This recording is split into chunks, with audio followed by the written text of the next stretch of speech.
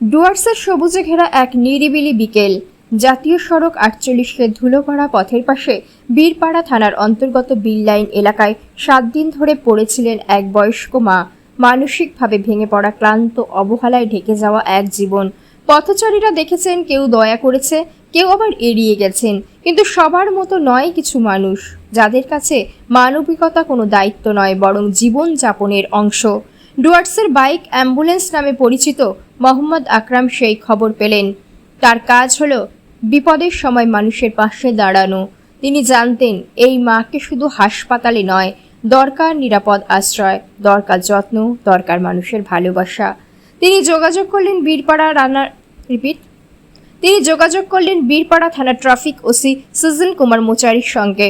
Sir শুধু একজন traffic officer নয়, তার ভেতরে লুকিয়ে আছে এক গভীর মানবিক সত্তা। খবর পাওয়া মাত্রই তিনি এগিয়ে এলেন, কোনো দ্বিধা ছাড়াই। একটি ছোট্ট টোটো গাড়ি জোগাড় হলো। রাস্তা হয়তো ছোট ছিল, কিন্তু সেই যাত্রা ছিল অনেক বড়। একটি অবহেলিত জীবনকে নতুন করে বাঁচার সুযোগ দেওয়ার যাত্রা। নিজ দায়িত্বে মোহাম্মদ আকরাম সেই মাকে পৌঁছে দিলেন ডিমডিমা হেভেন সেন্টার হোমে, যেখানে মানুষ শুধু আশ্রয় পায় না, পায় নতুন করে বাঁচার সাহস। হেভেন সেন্টার হোমের সমাজসেবী সাজুবাবু সেই মাকে গ্রহণ করলেন নিজের পরিবারের মতো করে। তার চোখে ছিল না কোনো প্রশ্ন, ছিল শুধু মমতা। যেন জীবনের গল্পে তিনি বারবার শিখেছেন, মানুষের পাশে দাঁড়ানোই সব থেকে বড় ধর্ম।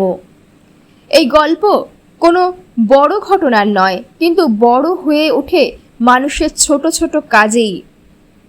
সুজন কুমার মোচারির মানবিকতা, মোহাম্মদ আকরামের নিরলস পরিশ্রম আর সাজুবাবুর স্নেহ, সব মিলিয়ে এ যেন এক আলোর রেখা, যা অন্ধকারের মাঝেও পথ দেখায়।